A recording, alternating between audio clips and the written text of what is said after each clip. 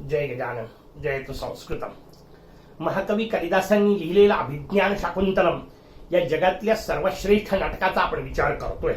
या नाटकाची मूळ कथा महर्षी वेदव्यासांनी लिहिलेल्या महाभारताच्या आदिपर्वातून घेतली. हा भाग आपण पाहिला.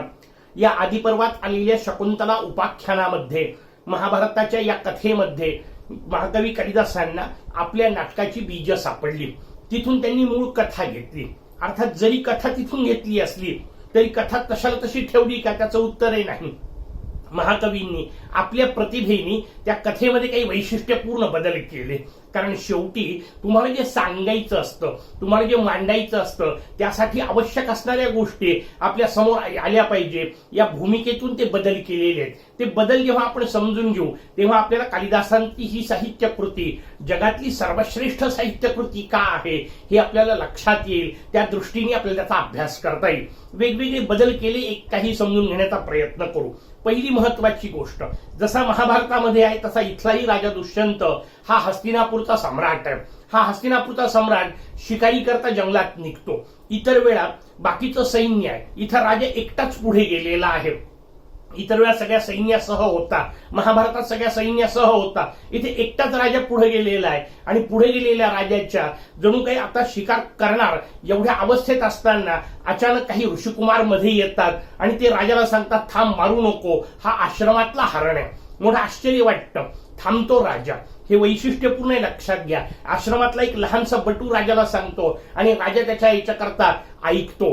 का महत्वाचं आहे? आश्रमीय संस्कृतीबद्दल राजाच्या मनामध्ये असणारा आदर त्यातून आपल्याला कळतो. ते दोन ऋषिकुमार जी येऊन पोहोचतायत ते राजा थांबल्यानंतर राजाला आशीर्वाद देतात की चांगलं काम केलंस, आम्ही सांगितल्यावर तू ऐकलंस, आशीर्वाद देतो आम्ही तुला. कोणता? त्याला सांगितलं, तुला तुझ्यासारखा पुत्र होऊ.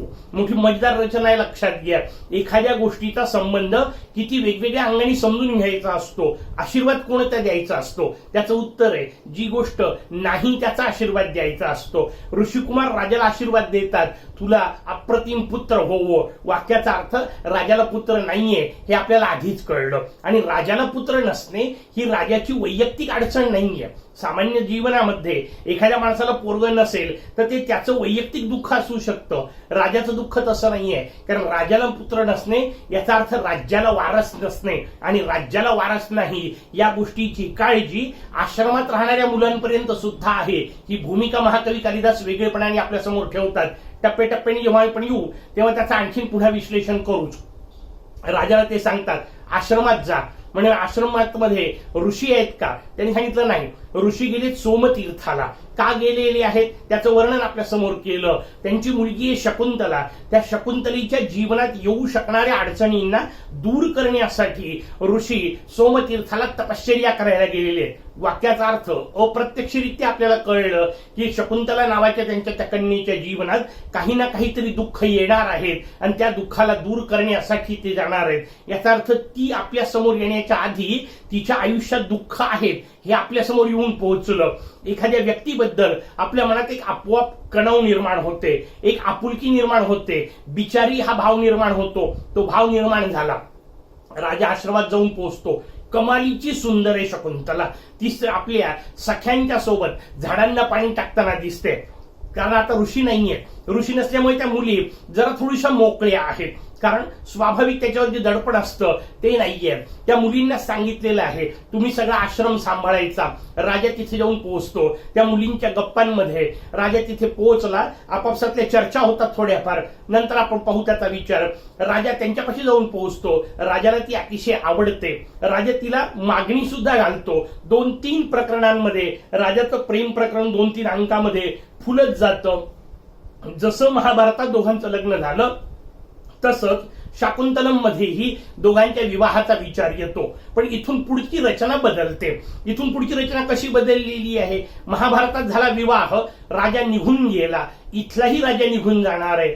कारण तेच दिलेलं आहे की मी इथे शिकारी करता आलोय, माझ्यासोबत फक्त शिकारीचे लोक आहेत, सैन्य नाहीये पूर्ण. राजाचा जो अद्वितीय अशा प्रकारचा संपत्तीचा भाग असतो, राजवैभव असतं, ते मी आणलेलं नाहीये, कारण शिकारी पुरता आलेलो आहे. तू राणी आहेस, राजवैभवात येशील. इथली राणी, इथली शकुंतला महाभारतासारखी व्यवहारी वगैरे नाही, तिने राजावर निस्सीम प्रेम केलेलं आहे. दोघांनी गंधर्व पद्धतीने विवाह केला, पण आपल्याला सांगितलं तसं ऋषी सोमतीर्थाला गेले, त्याच्यामुळे राजाला आणि शकुंतलेला भेटायला पूर्ण मोकळीक मिळालेली आहे. ते आरामशीर शांतपणे एकमेकाच्या प्रेमाचा विचार करू शकतायत, अशी रचना आपल्याला महाकवी कालिदासांनी दिली. त्यानंतर राजा गेला. राजाने जाताना सांगितलं, काळजी करू नको, मी माझं सगळं वैभव पाठवेल. म्हणे कसं ओळखायचं, किती दिवस मी वाट पाहू, कशावरून मी तुमचं वाट पाहत बसू. त्यांनी सांगितलं, एक काम कर, माझ्या हातातली ही अंगठी तुला देतो, या अंगठीवर माझं नाव लिहिलेलं आहे, दुष्यंत. या अंगठीतलं रोज एक एक अक्षर वाच, जेवढी अक्षर आहेत ते अक्षर संपायच्यात माझे लोक तुला घेण्याकरता येतील, माझा अमात्य तुला घेण्याकरता येईल, असं म्हणून राजा निघून जातो. अत्यंत स्वाभाविक रचना. आणि शकुंतला वाट पाहत बसलेली आहे. एक दिवस गेला, दुसरा दिवस गेला, आता काय करायचं, ती वाट पाहत बसलीये, त्या रस्त्याकडे नजर लावून बसलीये, आपल्याच विचारात आहे, आजूबाजूला काय चाललंय याचं भानच तिला राहिलेलं नाही. आणि अशा त्या विरह अवस्थेत असलेल्या राजाचाच विचार करत बसलेल्या शकुंतलेच्या समोर अचानक एक ऋषी येतात. आश्रम आहे, वेगवेगळ्या ऋषींनी एकमेकांकडे जायची स्वाभाविक प्रवृत्ती होती. ऋषी येऊन पोहोचले. सामान्य ऋषी आल्यासारखी गोष्ट नाहीये. आलेले ऋषी महर्षी दुर्वास आहेत. आणि महर्षी दुर्वास हे शीघ्र कोपाचं प्रतीक म्हणून भारतीय संस्कृतीने मांडलं. पटकन संतापणारे ऋषी काही आपल्याकडे सांगितले. महर्षी दुर्वास, महर्षी जमदग्नी, अत्यंत संतापी अशा प्रकारचे ऋषी. ते ऋषी येऊन पोहोचतात, म्हणतात मी येऊन पोहोचलो, माझ्यासारख्याकडे लक्ष नाही, काय पोरगी आहे, कुठल्या आपल्यात विचारात बसलेली आहे. आणि ते शाप देतात, ज्याचा विचार करत तू बसलेली आहे तो तुला विसरून जाईल. हा भयानक शाप होतो. ऋषींच्या मुखातून निघालेलं वाक्य आहे, खोटं होण्याचा प्रश्नच नाही. हे सगळा जो आवाज आहे तो आवाज त्या दोन मैत्रिणी ऐकतात, आजूबाजूलाच असतात. त्या म्हणतात शकुंतला समोर बसलेली तर आहे, पण ती आपल्याच विचारात आहे, कोणीतरी येऊन गेलेलं आहे, काहीतरी गडबड झालेली आहे. धावत येतात दोघी जणी, तोपर्यंत दुर्वास परत निघालेले आहेत.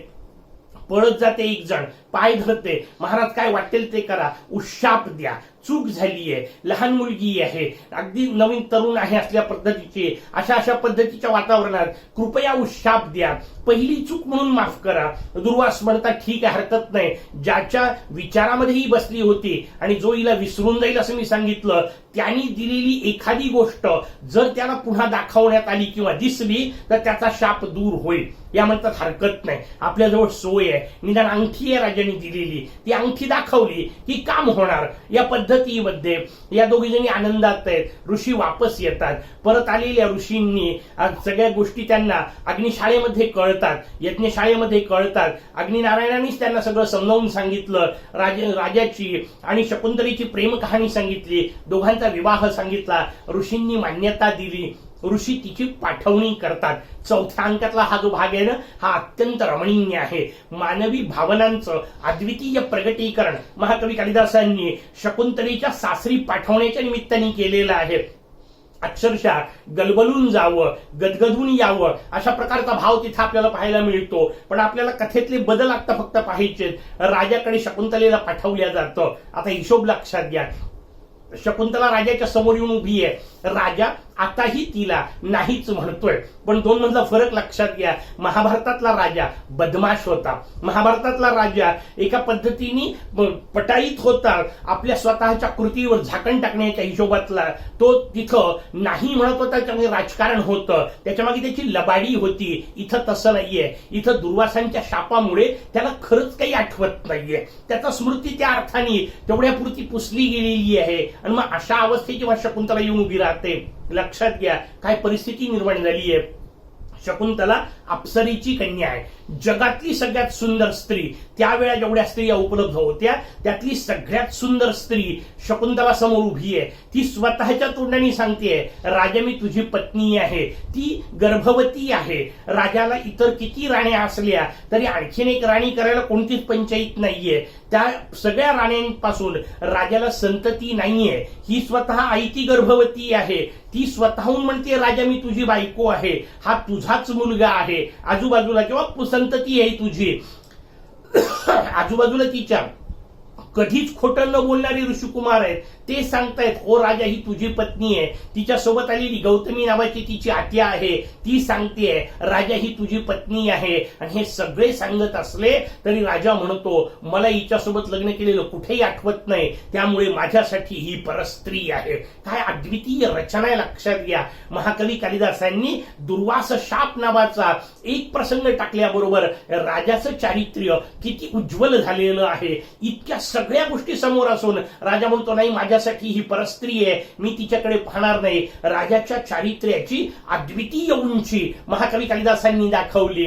अतिशय वाईट वाटतं शकुंतलेला. वेगवेगळ्या पद्धतीने ती प्रयोग करते. अंगठी दाखव असं मैत्रिणींनी सांगितलं असतं, अंगठी दाखवायला जाते आणि काळाचा घाला पुन्हा समोर येतो. रस्त्यात येताना शचीतीर्थ नावाच्या तीर्थावर स्नान करायला गेली होती. त्या स्नान करताना तिच्या बोटातली ती अंगठी पाण्यात पडली. आता तिच्याजवळ अंगठी नाही, तिचाही नाईलाज आहे, राजाचा नाईलाज आहे. करायचं काय पुढे? राजा म्हणतो मी स्वीकारू शकत नाही. हे ऋषिकुमार म्हणतात स्वतःच्या मनाने लग्न करणारी विचित्र प्रवृत्तीची तू आता राजाकडे राहा. राजा म्हणत असेल ते जर खोटं असेल, याचा अर्थ तू त्याची पत्नी नसशील, तर याचा अर्थ तुला आश्रमात यायची गरज नाही. आणि राजा म्हणत आहे किंवा तू म्हणत आहे त्या पद्धतीत तू जर खरंच पत्नी आहे तर इथं दासी म्हणून राहिली तरी चालेल, आमच्याकडे परत येऊ नको. तिचं माहेर तुटतं. राजा स्वीकारायला तयार नाही. करायचं काय? राजाचे पुरोहित सांगतात आश्रमातच राहणारी आहे, तिला सवय आहे, असू दे काळजी करू नका, माझ्याकडे माझ्या मुलीसारखी राहील. तुम्हाला सगळ्या लोकांनी सांगितलंय तुमच्या पोटी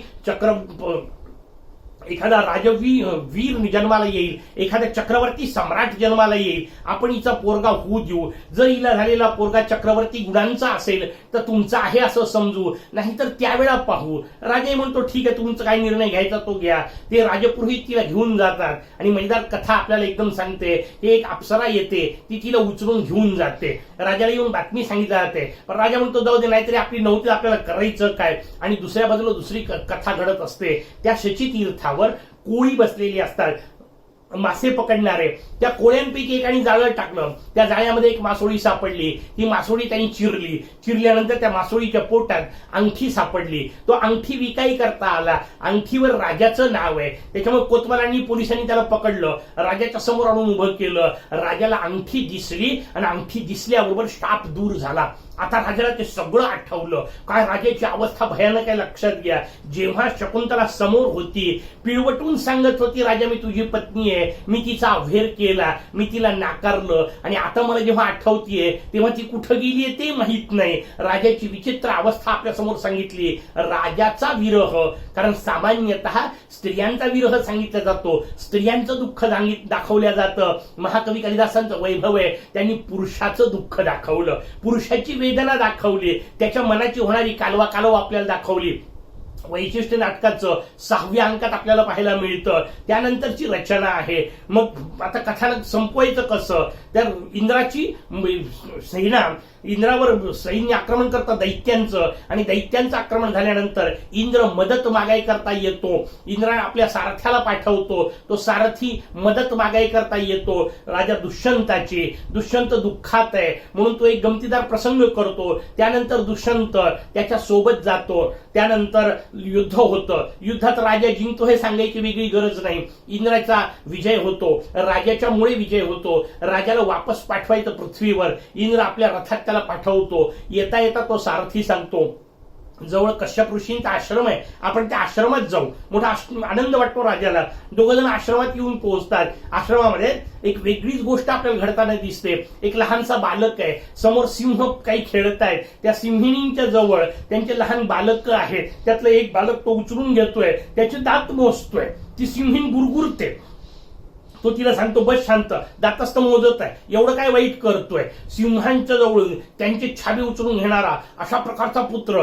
आश्चर्य वाटतं राजाला, कारण ही गोष्ट मांजराच्या बाबतीत करता येत नाही आपल्याला, कुत्र्याच्या बाबतीत संभव नाही, तो सिंहाच्या बाबतीत करतोय. राजाला मोठं आश्चर्य वाटतं. आणि मग अत्यंत सुंदर रीतीने, कारण ते मी मुद्दा वागता सांगत नाही, प्रत्यक्ष ऐकण्यात वाचण्याची मजा आहे, त्या पद्धतीने एकही प्रश्न न विचारता परिस्थिती अशी बदलवत बदलवत महाकवी कालिदासांनी नेली की राजाला कळतं हा आपलाच मुलगा आहे. तिथे शकुंतलेचं आणि राजाचं पुन्हा मिलन होतं आणि शेवट नेहमीच्या पद्धतीने आनंदी होतो. हे जे बदल महाकवी कालिदासांनी केले हे समजून घेऊन मग त्याच्यानुसार आपल्याला नाटक अभ्यासायचंय. उद्यापासून म्हणजे पुढच्या भागापासून आपण जेव्हा सांगायला सुरुवात करू तेव्हा आपल्याजवळ असलेली नाटकाची प्रत समोर ठेवायची, एक एक एक वाक्य इकडून सांगत जाईल, त्यानुसार त्या प्रतीमध्ये ते वाक्य समजून घेऊ आणि मग त्यानुसार अभ्यास करण्याचा प्रयत्न करू. पुढच्या भागात भेटू. तोपर्यंत जयतु संस्कृतम.